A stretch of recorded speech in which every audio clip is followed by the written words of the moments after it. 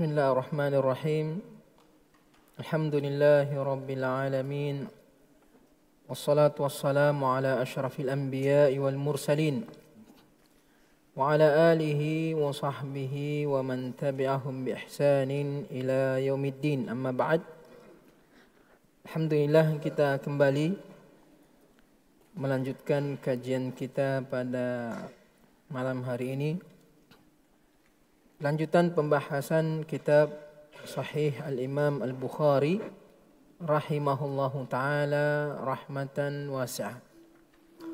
Kita masih pembahasan kitab As-Shaum, hadis-hadis seputar ibadah puasa. Kita masuk bab yang ke-26.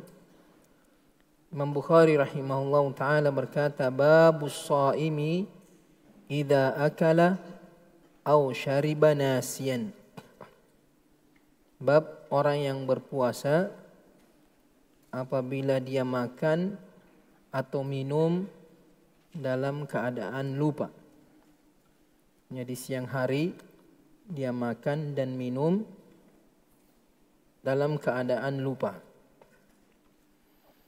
Judul babnya jelas. Imam Bukhari ingin menjelaskan hukum orang yang ketika berpuasa dia melakukan perkara-perkara yang membatalkan puasa. Perkara-perkara yang merusak puasa tapi dia melakukannya karena lupa. Dalam bab ini Imam Bukhari menyebutkan beberapa athar dan satu hadis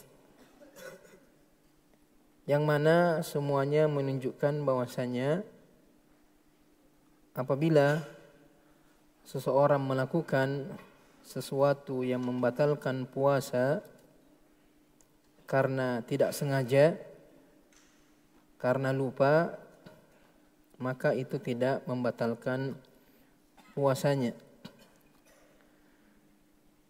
Imam Bukhari rahimahullah ta'ala berkata, wa qala Ata ibn Abi Rabah, in istanthara fadakhala al-ma'u fi halqihi.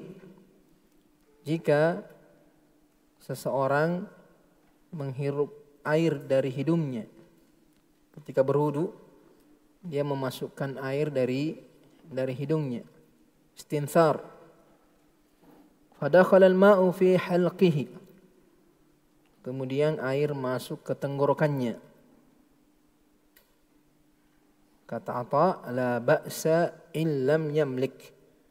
Itu tidak mengapa kalau dia tidak mampu menahannya. Artinya dia tidak sengaja atau dia ketika menghirup air dari hidungnya, dia tanpa sengaja memasukkan air dalam tenggorokannya dan dia tidak mampu menahannya.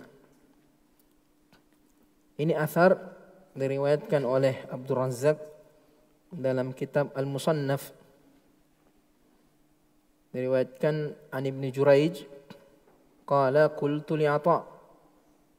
Ibn Juraij Muhammad ibn Abdul Malik ibn Juraij berkata kepada Atha, insanun istanthara fadakhala al-ma'u halqahu. Ada seseorang yang menghirup air dari hidungnya ketika berwudu. Fadakhala al-ma' halqahu. Air masuk ke tenggorokannya. Kata Atha, la ba'sa bidzalik. Itu tidak mengapa.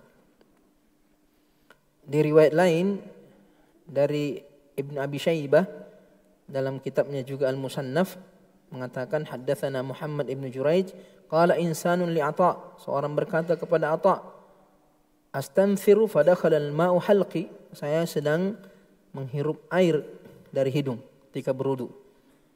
Tiba-tiba air masuk ke dalam tenggorokanku. Maka Atha mengatakan, qala la ba'sa ma lam tamlik. Tidak mengapa selama kamu tidak mampu menahannya. Kemudian Imam Bukhari rahimahullah ta'ala berkata, wa qala Al-Hasan ibn Abil Hasan Al-Basri In dakhala halqahu dzubab fala syai'a alaihi. Apabila masuk ke dalam tenggorokannya lalat atau nyamuk. Mungkin dia naik motor, dia menguap, masuk hewan dalam mulutnya. Fala syai'a alaihi. Maka itu tidak mengapa, artinya tidak merusak puasanya. Tidak ada sesuatu yang wajib baginya, artinya puasanya sah. Puasanya tidak batal. Dia tidak harus mengganti puasanya. Ini asar diriwayatkan oleh Ibn Abi Syaibah dalam Al-Musannaf. Qala haddatsana Waqi' an Rabi' anil Hasan. Ketika ditanya tentang seorang yang kemasukan lalat tenggorokannya, beliau mengatakan la yuftir. La yuftir artinya jangan membatalkan puasanya. Artinya tetap dia melanjutkan puasanya. Kemudian Imam Bukhari mengatakan waqala al-Hasan wa Mujahid. Waqala al-Hasan, Hasan Basri wa Mujahid, Mujahid Ibn Jabr. Keduanya berkata in jama'a nasiyan fala syai'a alaih. Dia menggauli istrinya dalam keadaan lupa. Lupa kalau dia puasa. Lupa Ramadan. Datang istrinya. Masalahnya dua-duanya lupa. Fala syai'a alaihi. Maka tidak ada dosa baginya. Artinya dia tidak membatalkan puasanya. Dia melanjutkan puasanya. Kalau ingat langsung berhenti. Atharnya Hasan, Al-Hasan Basri, ini diriwayatkan oleh Abdul Razzaq dalam kitabnya Al-Musannaf, Anil Thawri, an rajulin anil Hasan. Dari Imam Thawri, dari seseorang majhul, Anil Hasan, qala huwa bimanzilati man akala wa syariba nasiyan. Hasan mengkiaskan kepada orang yang makan dan minum. Ini orang yang menggauli istrinya dalam keadaan lupa. Hasan mengatakan dia seperti orang yang makan dan minum dalam keadaan lupa. Karena intinya ilahnya adalah dia lupa. Rabbana la tu'akhidna in nasina aw akhtana. Kemudian asarnya Mujahid Ibn Jabr, ini diriwayatkan juga oleh Abdul Razzaq dalam kitab Al-Musannaf an Ibn Abi Najih an Mujahid qala law uti'a rajulun aw law wati'a rajulun imra'atahu. Kalau seseorang menggauli istrinya wa huwa sha'im nasiyan, dia sedang berpuasa dalam keadaan lupa fi Ramadan, di bulan Ramadan, lam yakun alaihi fihi syai', maka dia tidak ada kewajiban sesuatu atasnya. Artinya dia tidak membatalkan puasanya, dia melanjutkan puasanya. Ini beberapa asar yang diriwayatkan atau disebutkan oleh Imam Bukhari, yang mana semua intinya selama itu dilakukan karena lupa atau karena tidak sengaja, maka puasanya sah. Makan, minum, berhubungan suami istri lupa atau tidak sengaja, maka tidak membatalkan puasanya. Kemudian Imam Bukhari meriwayatkan dengan sanadnya hadis Abi Hurairah, beliau mengatakan haddatsana Abdan. Abdan ini laqab, bukan nama. Namanya Abdullah ibn Uthman. Abdullah ibn Uthman Abu Abdurrahman Al-Marwazi qala akhbarana Yazid ibn Zuray' Abu Muawiyah Al-Basri qala haddatsana Hisham ibn Hassan Al-Azdi. Hisham ibn Hassan Al-Azdi qala haddatsana Ibn Sirin, ay Muhammad ibn Sirin. An Abi Hurairah, dari Abi Hurairah radhiyallahu taala anhu, anin Nabi sallallahu alaihi wasallam, dari Nabi sallallahu alaihi wasallam qaal, beliau bersabda, idza nasiya fa akala wa syariba falyutimma saumahu. Apabila seseorang makan atau apabila seseorang lupa sedang berpuasa, kemudian dia makan dan minum, falyutimma saumahu, maka hendaklah dia tetap menyempurnakan puasanya. Fa innama at'amahu Allahu wa saqah. Karena yang memberi dia makan adalah Allah dan yang memberi minum adalah Allah Subhanahu wa taala. Dari hadis ini ada beberapa faedah yang bisa kita petik. Yang pertama, seperti asar-asar sebelumnya, bahwasanya hadis ini menunjukkan makan, minum, begitu pula segala yang membatalkan puasa jika dilakukan karena lupa, maka puasanya tetap sah dan tidak ada qada. Artinya dia tidak wajib mengganti di hari yang lain. Karena Nabi tidak mengatakan di sini falyutimma saumahu kemudian ganti, tidak. Dia lanjutkan puasanya dan tidak ada perintah untuk mengqadanya. Di riwayat lain atau di hadis yang lain diriwayatkan oleh Imam Ahmad dari Ummu Hakim binti Dinar dari mantan tuannya Ummi Ishaq, annaha kanat inda Rasulillah sallallahu alaihi wasallam fa utiya biqas'atin min tharid. Ummu Ishaq pernah bersama Nabi, kemudian dihidangkan satu piring atau satu nampang tharid, makanan favoritnya Nabi sallallahu alaihi wasallam. Fa akalat ma'ahu, Ummu Ishaq makan bersama Nabi sallallahu alaihi wasallam, wa ma'ahu dzul yadaini fanawalah, bersama dzul yadaini. Kemudian dihidangkan kepadanya, fanawalaha Rasulullah sallallahu alaihi wasallam arqan. Nabi menawarkan atau menyodorkan kepada Ummu Ishaq.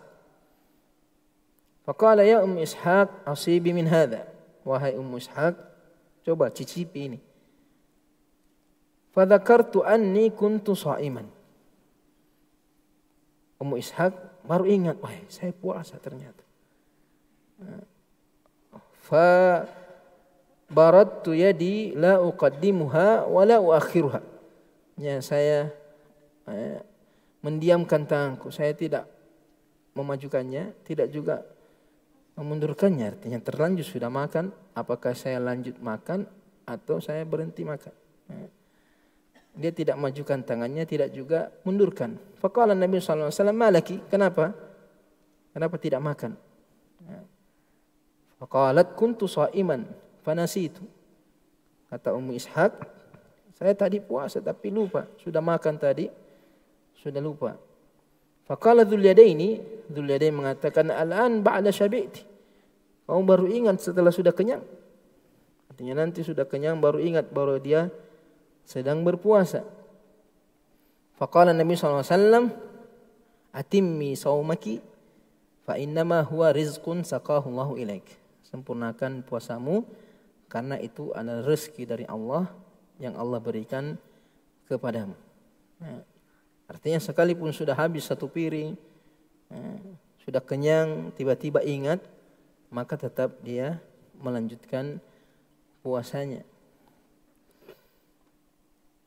Ada juga asar dari Abi Hurairah diriwayatkan oleh Amr bin Dinar mengatakan, anna insanan jaa Abu Hurairah, ada seseorang datang kepada Abu Hurairah, faqala asbahtu shaiman fanasitu fata'imtu wa syaribtu.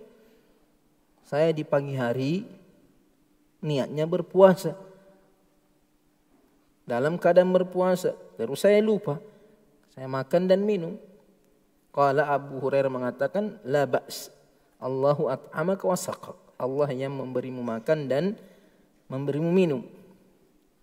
Qala, orang ini kembali bertanya, thumma dakhaltu ala insanin akhar fanasitu fata'imtu wa syaribtu. Saya berkunjung pada hari yang sama, saya berkunjung ke rumah orang lain. Di dalam rumahnya saya makan dan minum, saya lupa lagi kalau saya puasa. Qala la ba's, Allahu at'amaka wa saqak. Allah yang kasih makan kamu, tidak mengapa. Allah kasih makan kamu, Allah kasih minum kamu. Qala qultu dakhaltu ala insanin akhar fanasitu wa ta'imtu. Pergi lagi ziarah ke rumah orang lain, lupa lagi. Makan, minum lagi. Di hari yang sama, sudah 3 kali makan, lupa terus. Faqala Abu Hurairah mengatakan, anta insanun lam tu'awid siyam. Kamu orang tidak biasa puasa. Puasa 3 hari lupa makan dan minum. Tapi kalau selama dia lupa, maka dia melanjutkan puasanya, tidak membatalkan puasanya. Artinya antara dia dengan Allah Subhanahu wa taala, apakah dia memang lupa atau bagaimana ya? Allah Subhanahu wa taala yang tahu kadar puasa seseorang. Tidak ada yang tahu kadar puasa seseorang kecuali Allah.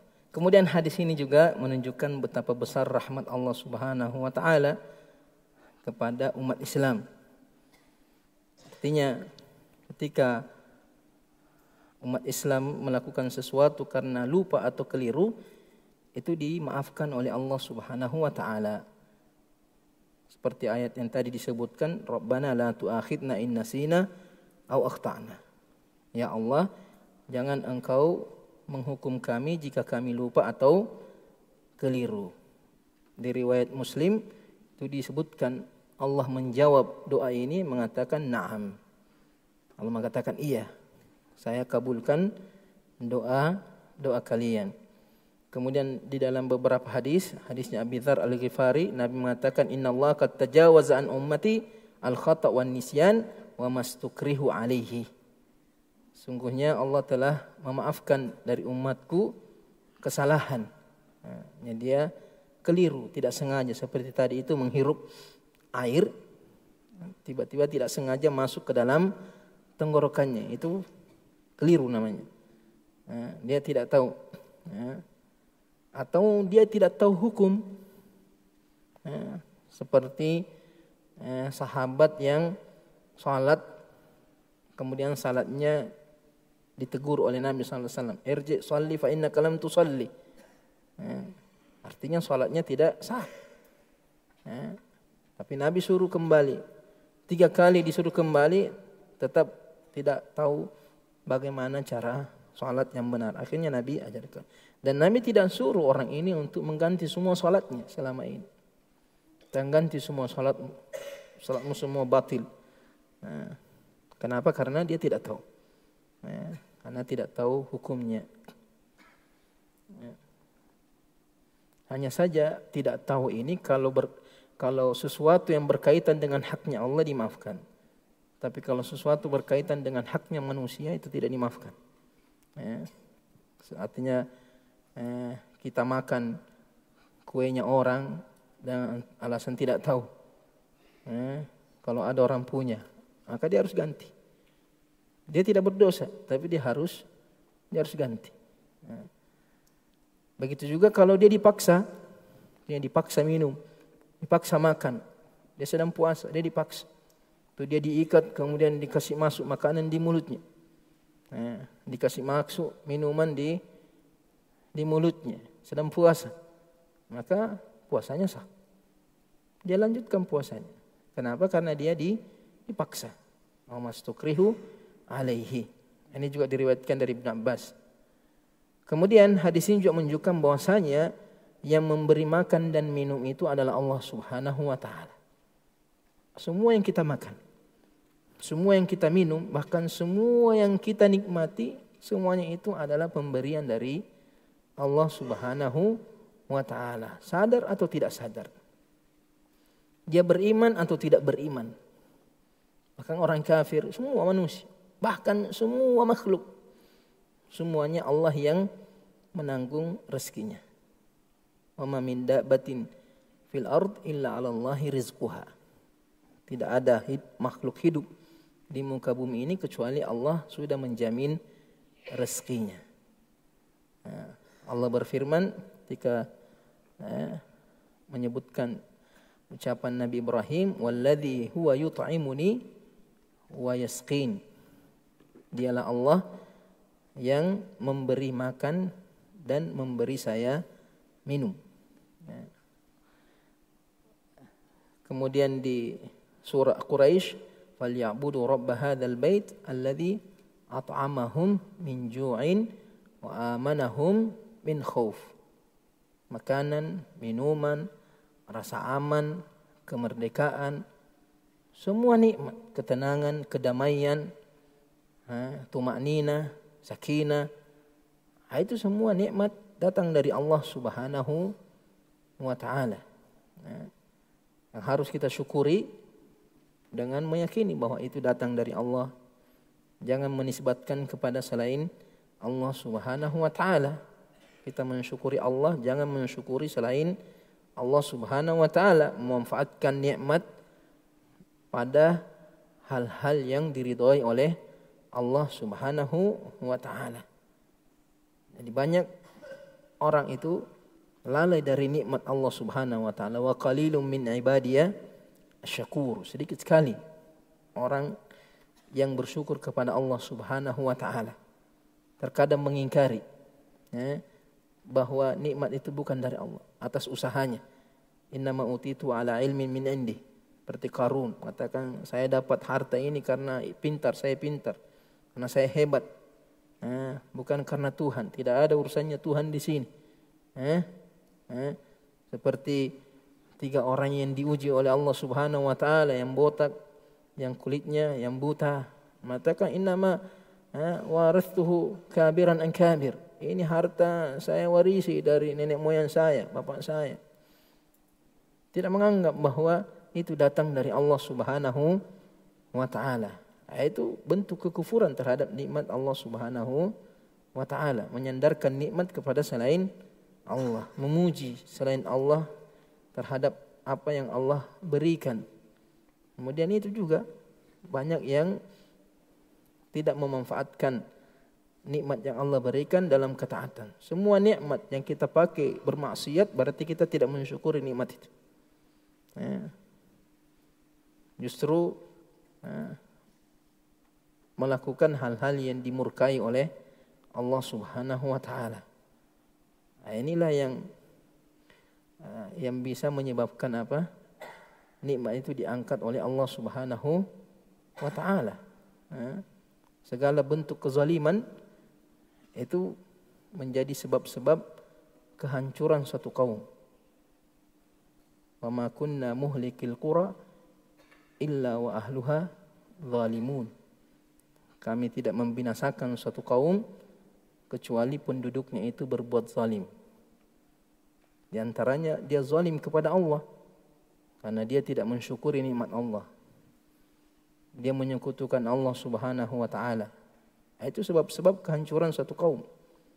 Kaum di sini bisa 1 orang, bisa 1 kampung, bisa 1 negara, bisa satu umat. Ketika berbuat zalim, menyekutukan Allah, menzalimi orang lain, mengambil haknya orang lain, menzalimi dirinya sendiri, itu semua sebab-sebab kebinasaan. Jadi hadis ini isyarat atau mengingatkan kita bahwa ketika kita makan dan minum itu semuanya adalah pemberian dari Allah Subhanahu wa taala. Di hadis qudsi Allah mengatakan, ya ibadi kullukum ja'iun illa man at'amtuhu fastat'imuni ut'imukum. Kalian semua itu lapar kecuali yang saya beri makan. Maka mintalah makan kepadaku, maka saya akan memberi. Jangan mengatakan saya makan sendiri, tidak ada. Ya Allah tahan saja tenggorokan kita, tidak bisa menelan, itu sudah tidak bisa kita makan. Betapa banyak orang punya harta yang banyak, tapi karena kesehatannya tidak bisa makan. Terkadang makanan harus pakai infus, tidak bisa dimakan. Itu tanda bahwa yang memberi kita makan adalah Allah Subhanahu wa taala. Makanan ini tidak bisa masuk ke dalam tenggorokan kita kecuali atas izin Allah Subhanahu wa taala. Kemudian ini juga secara umum menunjukkan bahwasanya semua perbuatan manusia adalah takdir atau ketetapan Allah Subhanahu wa taala, ciptaan Allah Subhanahu wa taala. Karena yang makan ini siapa yang makan? Dia yang makan. Tapi yang menakdirkan dia makan ketika dia puasa, yang membuat dia lupa ketika dia puasa adalah Allah Subhanahu wa taala. Sehingga Nabi mengatakan itu rezeki. Karena Allah yang membuat kamu lupa, kamu dikasih bonus makan dan minum, tapi puasanya tidak batal. Allah Subhanahu wa taala menghendaki, menakdirkan dia lupa pada waktu itu. Makanya Allah Subhanahu wa taala berfirman, Allahu khaliqu kulli syai'. Allah menciptakan segala sesuatu, termasuk perbuatan kita. Perbuatan kita semuanya adalah ciptaan Allah Subhanahu wa taala. Wallahu khalaqakum wa ma ta'malun. Allah yang menciptakan kalian dan apa yang kalian perbuat.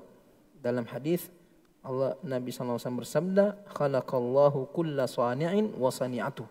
Allah menciptakan semua orang yang berbuat dan apa yang dia perbuat. Makanya ketika dia makan, Nabi mengatakan Allah yang kasih makan dia. Kenapa? Karena Allah yang menciptakan perbuatannya, Allah yang menakdirkan perbuatannya itu, sehingga hakikatnya yang kasih makan dia adalah Allah Subhanahu wa taala. Tapi ketika kita meyakini bahwa perbuatan manusia adalah ciptaannya Allah, tapi yang baik kita sandarkan kepada Allah Subhanahu wa taala, sedangkan yang buruk kita sandarkan kepada manusia yang melakukannya. Jadi di sini ketika dia makan dalam keadaan lupa, ini suatu yang baik atau yang buruk? Suatu yang baik. Karena dia bisa makan, padahal tidak boleh. Makanya disandarkan kepada Allah.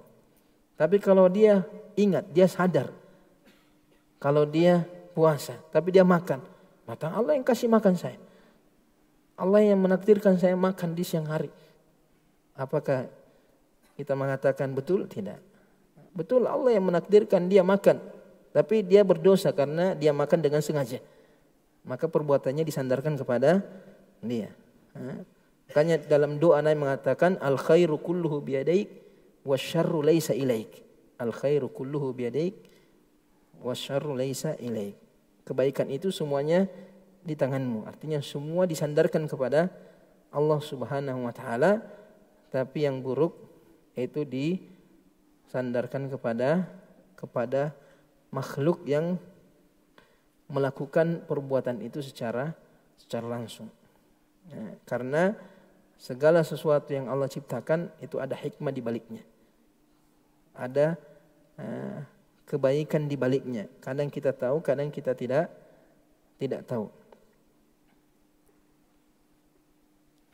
Kemudian di antara faedah dari hadis ini menunjukkan secara umum keringanan syariat Allah Subhanahu wa taala. Syariat hukum yang Allah berikan kepada umat Islam adalah syariat yang sangat mudah, yang sangat ringan. Dan sekalipun puasa bagi sebagian orang terkadang melihat berat. Puasa tidak makan, tidak minum, meninggalkan sesuatu yang sangat dibutuhkan oleh manusia. Sepertinya puasa itu berat. Puasa itu menyiksa bagi sebagian orang. Tapi ternyata puasa itu adalah syariat yang sangat mudah. Kenapa? Karena Allah memberikan berbagai macam kemudahan di dalamnya. Kita dianjurkan mengakhirkan sahur, menyegerakan berpuasa, dibolehkan mandi, dibolehkan tidur, dibolehkan berteduh. Bahkan ketika lupa makan dan minum, berhubungan suami istri dimaafkan. Ini tidak ada syariat yang lebih ringan daripada apa yang disyariatkan oleh Allah Subhanahu wa taala. Makanya Allah berfirman, "Ma yuridullahu liyaj'ala 'alaikum min haraj." Allah tidak ingin membuat kalian dalam syariatnya merasa kesulitan, atau Allah tidak ingin menyulitkan kita dengan syariatnya. Walakin yuridu liyutahhirakum wa liyutimma ni'matahu 'alaikum la'allakum tashkurun. Allah menurunkan syariatnya untuk mensucikan kita, untuk kebaikan kita, untuk memuliakan kita, untuk menjauhkan kita dari segala keburukan. Semua syariat Allah itu adalah untuk kebaikan kita dan untuk menyempurnakan nikmatnya. Karena nikmat dunia ini, makanan, minuman, itu tidak ada nilainya, tidak akan sempurna kecuali dengan syariat. Ya. Bagaimanapun nikmat yang Allah berikan kepada seseorang, dunia dan segala isinya, kalau tidak diberi nikmat iman, tidak diberi nikmat syariat, menjalankan syariat Islam, maka nikmat itu tidak akan bernilai apa-apa. Dunia dan segala isinya. Tapi ketika Allah memberikan kita nikmat, diberi makan, minum, kedamaian, kemerdekaan, semua nikmat-nikmat dunia akan sempurna apabila hukum-hukum Allah ditegakkan, dijalankan oleh manusia. Itulah kesempurnaan nikmat Allah. La'allakum tashkurun, agar kita senantiasa bersyukur kepada Allah Subhanahu wa taala. Karena banyak orang tidak bersyukur dengan nikmat Islam, tidak bersyukur dengan nikmat syariat ini, menganggap bahwa Islam itu beban.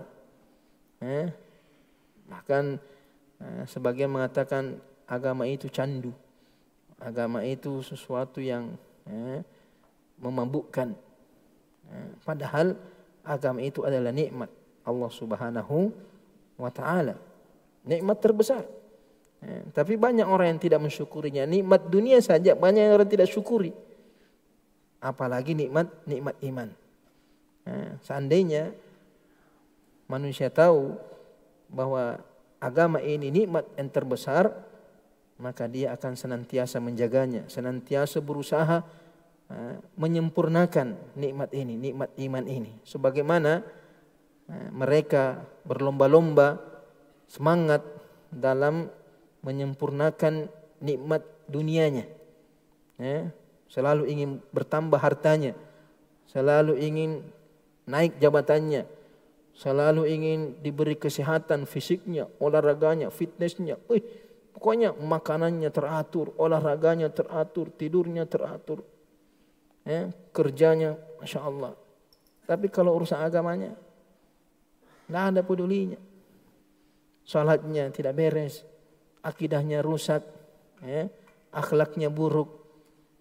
Ini karena tidak meyakini atau tidak menyadari bahwasanya nikmat iman, nikmat Islam itu nikmat yang paling berharga daripada nikmat-nikmat yang lainnya. Seandainya dia sadar, maka dia tidak akan melalaikannya. Makanya Nabi SAW mengatakan dalam satu hadis itu, mahmumani la yashba'an. Dua orang yang selalu rakus, selalu haus, selalu ambisi, yang tidak pernah puas. Talibu dunia wa talibu ilm. Penuntut dunia yang mengejar dunia karena saking semangatnya, karena merasa bahwa dunia lah segala-galanya, sehingga tidak pernah merasa puas, selalu mencari. Begitu juga dengan penuntut ilmu. Kalau memang tahu hakikatnya ilmu, kalau betul-betul dia penuntut ilmu, dia tidak akan pernah puas. Selalu ingin menambah ilmunya, tidak pernah berhenti menuntut ilmu. Tentunya begitu pula mengamalkannya, begitu pula mendakwakannya, tidak pernah puas, tidak pernah lemah, tidak pernah malas, semangat terus. Karena dia tahu bagaimana pentingnya, bagaimana keutamaannya. Apalagi ilmu yang berkaitan dengan agama. Sadar akan nikmatnya ilmu itu, nikmatnya agama itu, sehingga tidak pernah puas. Tapi ya banyak orang tidak menyadarinya, atau dia belum betul-betul menjadi penuntut ilmu. Makanya kalau orang menuntut dunia tapi merasa puas, berarti dia bukan dunia yang dia kejar itu. Kalau dia mencari nafkah asal ada, yang penting bisa makan, tidak terlalu ambisi, berarti dia bukan penuntut dunia itu. Dia mencari dunia untuk akhiratnya, untuk sebatas memenuhi kebutuhannya dan orang-orang yang dia tanggung. Berarti bukan dia penuntut dunia itu. Begitu juga kalau ada orang cepat merasa puas dengan ilmunya, berarti dia bukan penuntut ilmu itu. Ya, karena penuntut ilmu yang sejati itu tidak akan pernah puas. Minal mahdi ilal lahd, kata Imam Ahmad. Dari masih kecil sampai ke liang lahat, sampai meninggal selalu ambisi, antusias untuk menambah ilmunya, menambah imannya, menambah kenikmatan beragamanya. Ini di antara faedah dari hadis ini. Kemudian bab selanjutnya, Imam Bukhari rahimahullah ta'ala berkata, bab siwakir ratbi wal yabisi lis-shaim. Siwak yang basah atau yang masih baru, wal yabisi, dan yang sudah kering, yang sudah dikeringkan, untuk orang yang berpuasa, dipakai oleh orang yang berpuasa. Nah, artinya Imam Bukhari ingin menjelaskan hukumnya, hukum bersiwak bagi orang yang sedang berpuasa. Apakah siwaknya itu basah? Nah, kadang masih ada rasa-rasa pohonnya, masih ada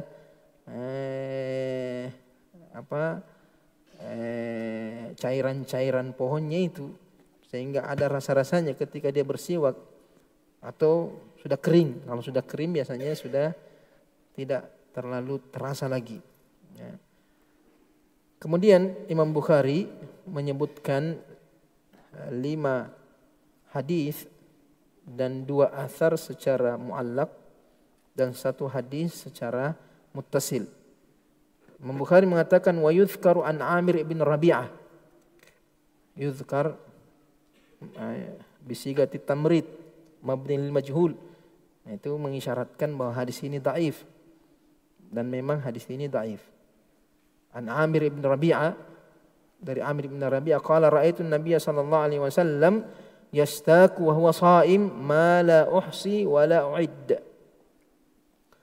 Saya melihat Nabi SAW bersiwak saat beliau berpuasa, dan saya tidak bisa menghitungnya berapa banyak, berapa kali Nabi bersiwak, dan tidak bisa saya menghitungnya.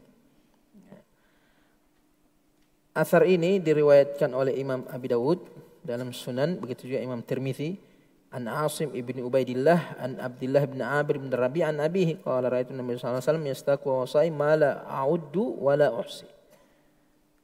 Ini hadis dhaif karena Asim ibn Ubaidillah ini periwayatan hadisnya dilemahkan oleh Imam Malik, Yahya bin Ma'in, An-Nasa'i, Ibn Hajar dan yang lainnya.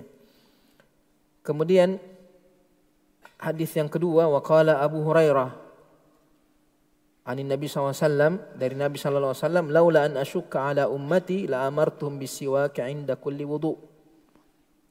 Seandainya tidak memberatkan umatku, maka saya perintahkan mereka untuk bersiwak setiap kali berwudu. Setiap berwudu kita diperintahkan bersiwak, tapi Nabi tidak perintahkan karena khawatir memberatkan.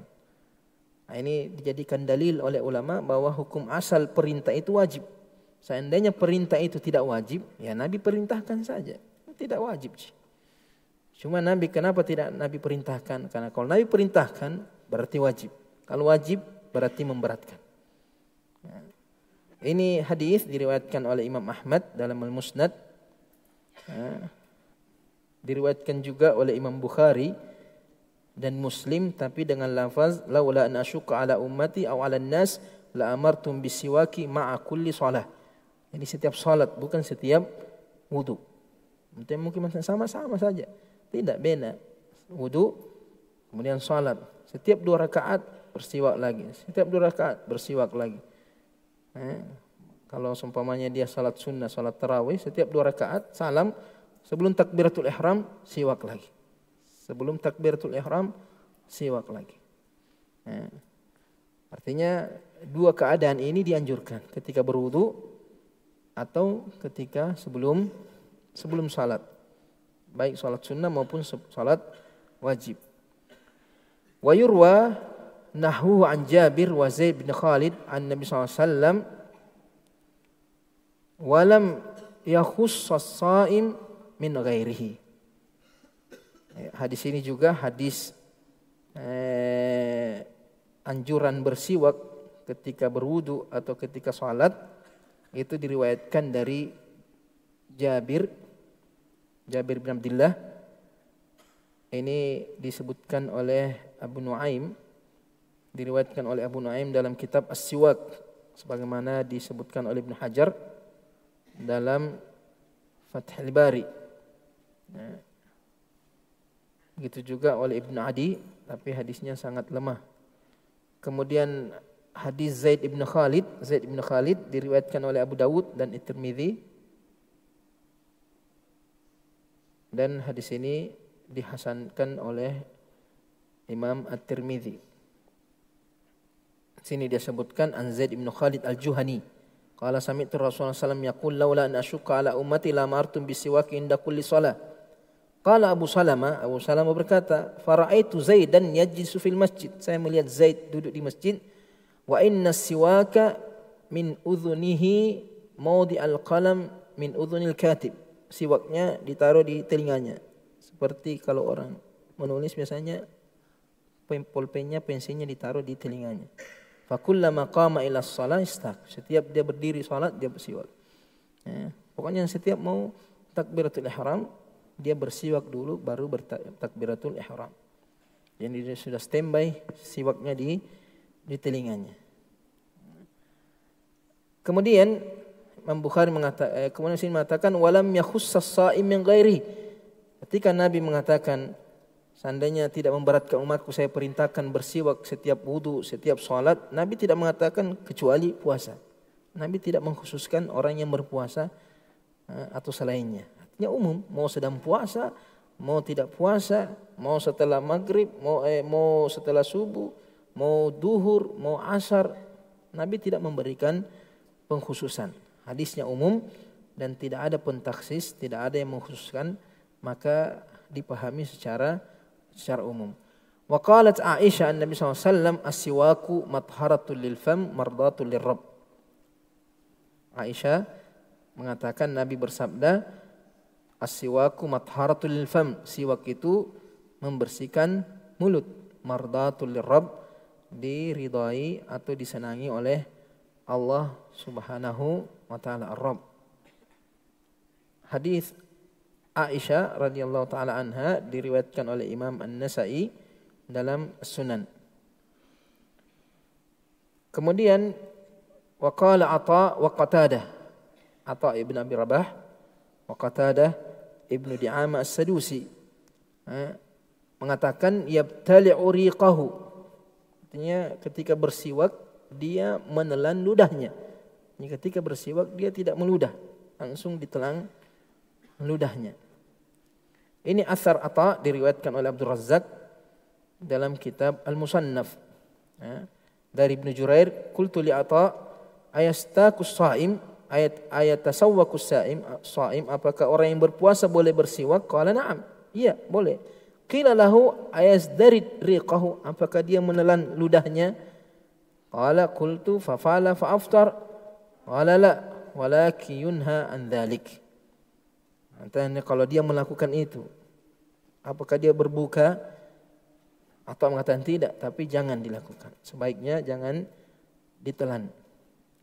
Qala qultu fa in izdaradahu wa huwa yuqal lahu innahu yunha an dzalika. Bagaimana kalau dia tetap menelannya padahal dia tahu kalau itu dilarang?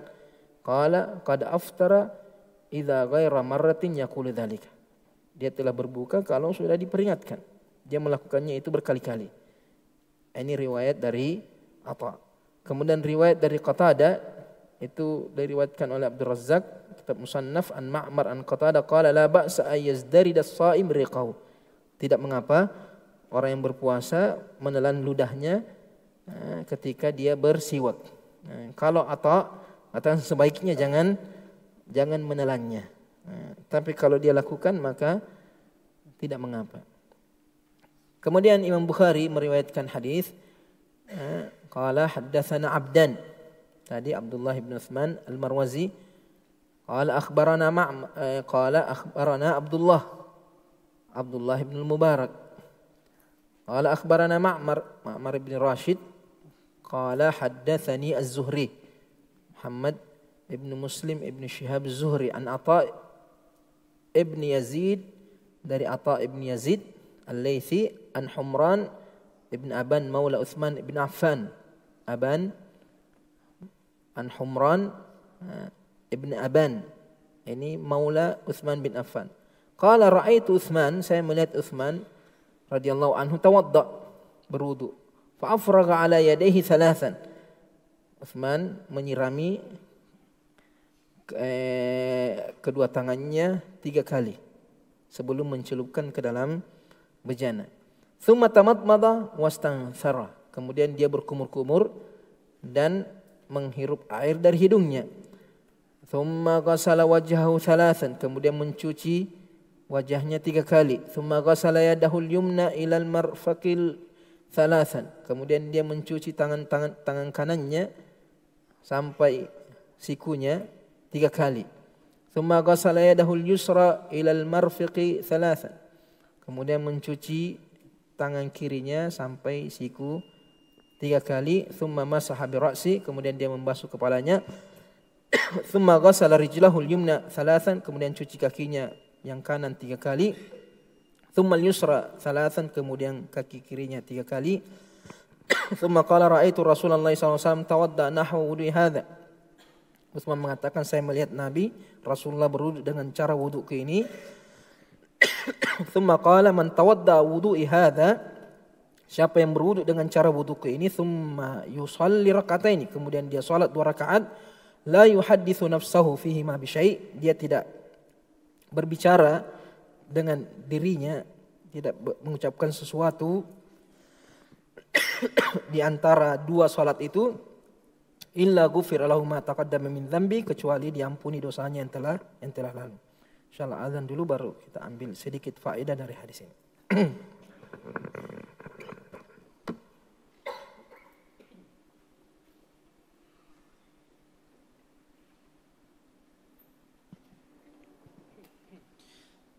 Allahu akbar, Allahu akbar, Allahu akbar, Allahu akbar. Asyhadu an la ilaha illallah.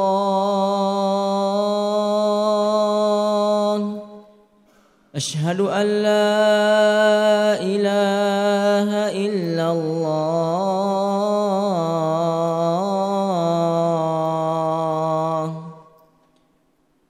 Asyhadu anna Muhammadar Rasulullah.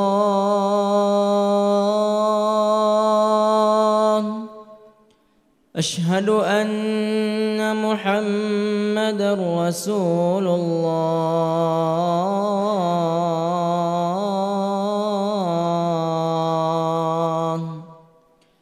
Hayya 'alas salah.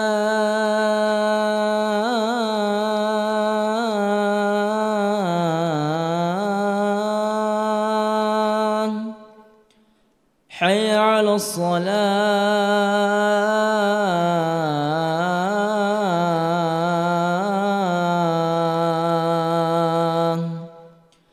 Hayya 'alal falah.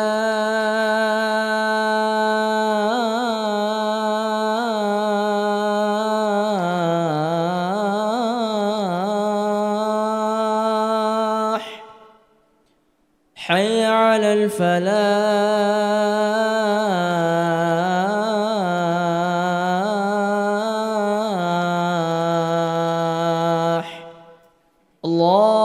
Allahu akbar, Allahu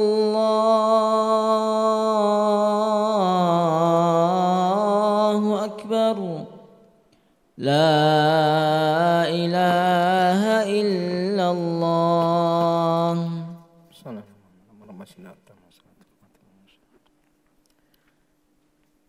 Hadis yang diriwayatkan oleh Imam Bukhari dalam bab ini, hadis Utsman bin Affan tentang cara wudu Nabi sallallahu alaihi wasallam. Di sini Utsman mempraktikkan bagaimana cara wudunya Nabi sallallahu alaihi wasallam. Dia ajarkan kepada maulanya Humran mantan budaknya.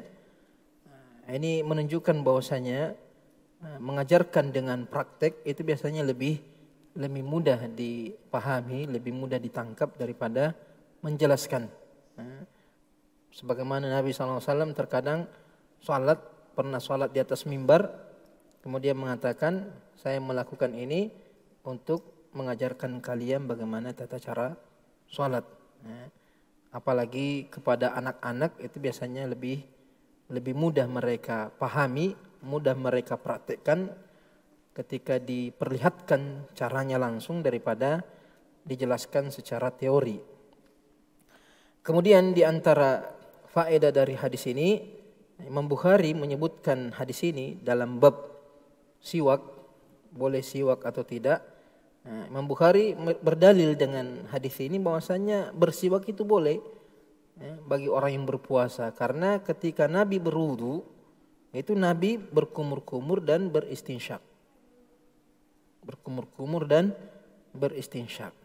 Nah, ini siwak ini kan seperti kumur-kumur, seperti orang yang berkumur-kumur, dan Nabi SAW tidak memberikan pengecualian. Artinya tidak pernah mengatakan kalau kalian puasa jangan kumur-kumur dan jangan istinsyak. Tidak pernah ada larangan dari Nabi bahwasanya orang yang berpuasa tidak boleh kumur-kumur seketika berwudu. Jadi Nabi hanya menjelaskan tata cara wudu, mencontohkan tata cara wudu, kemudian tidak memberikan pengkhususan bagi orang yang berpuasa. Yang ada pengkhususan dari Nabi yaitu berlebihan dalam istinsyak. Kata Nabi, wa balik fil istinsyaqi illa an takuna sha'iman. Artinya berlebihanlah dalam beristinsyak. Artinya ketika menghirup air dari hidung itu dihirup dengan kuat sampai naik ke ubun-ubun. Kecuali sedang puasa. Kenapa? Karena dikhawatirkan air masuk ke dalam tenggorokan. Jadi ketika Nabi memberikan pengecualian istinsyak berlebihan, menunjukkan istinsyak secara wajar. Begitu pula dengan kumur-kumur tidak membatalkan puasa. Artinya boleh.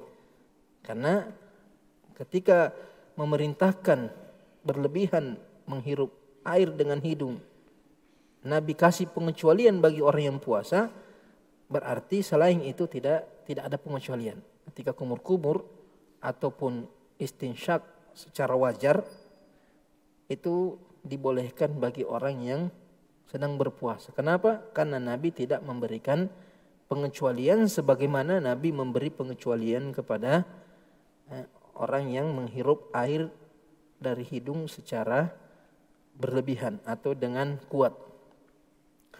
Kemudian hadis ini juga menunjukkan anjuran bahwasanya berwudu itu harus dengan mencontoh Nabi sallallahu alaihi wasallam. Karena Nabi mengatakan man tawaddaa wudu'i hada, siapa yang berwudu dengan cara wudu ini. Karena Nabi sallallahu alaihi wasallam dalam hadis mengatakan man amila amalan laisa alaihi amruna fahuwa rad. Amalan yang tidak seperti yang dilakukan Nabi sallallahu alaihi wasallam maka itu tertolak.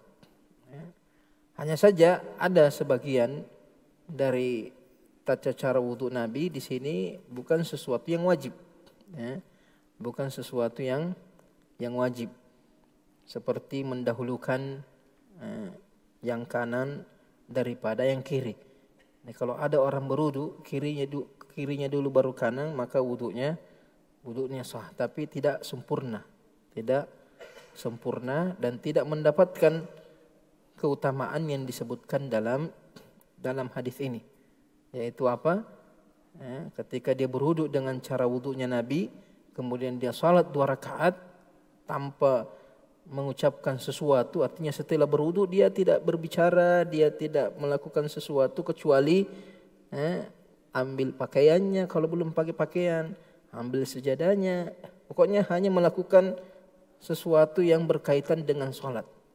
Jadi dari wudu ke sholat tidak ada yang dia lakukan kecuali perbuatan-perbuatan yang berkaitan dengan sholat. Pakai sarung, pakai baju, ambil sejadah, kemudian sholat.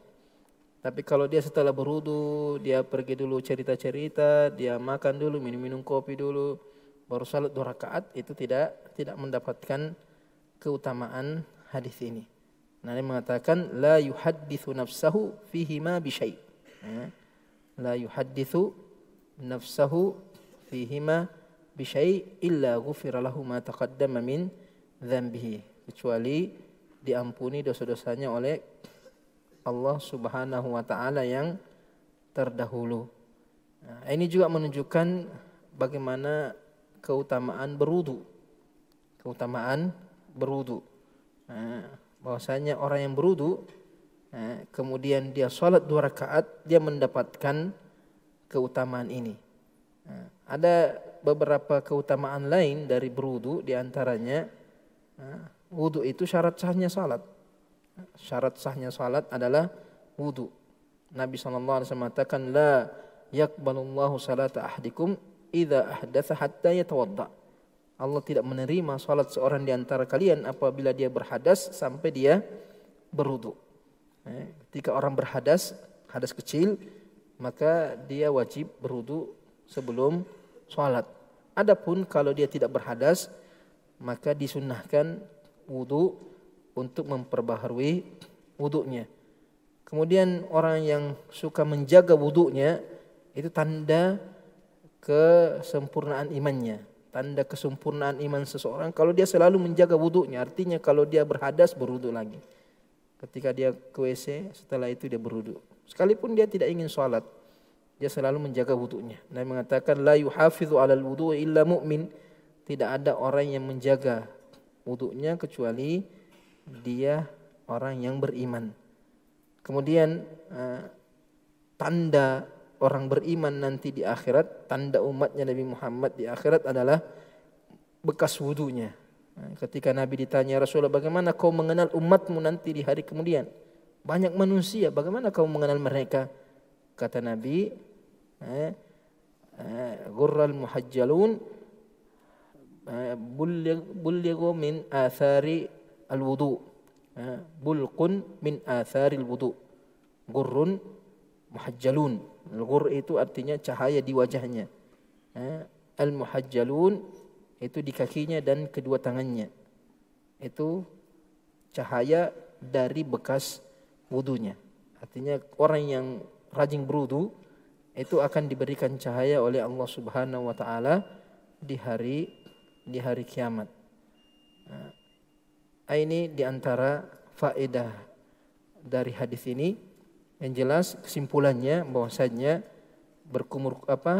bersiwak bagi orang yang berpuasa, apakah siwaknya basah atau siwaknya kering, itu dibolehkan dan tidak membatalkan puasanya. Begitu pula dengan sikat gigi yang kita pakai sekarang. Tapi kalau dia pakai odol, maka dia harus muntahkan odolnya karena itu suatu. Tapi kalau dia sikat gigi tidak pakai odol, maka dia boleh menelan ludahnya. Selama tidak ada sesuatu yang lain dari atau benda lain yang masuk ke dalam tenggorokannya. Ini pembahasan kita pada malam hari ini. Insyaallah pertemuan berikutnya masih berkaitan dengan puasa. Subhanakallahumma bihamdik, asyhadu an la ilaha illa ant, astaghfiruka wa atubu ilaik. Wassalamualaikum warahmatullahi wabarakatuh.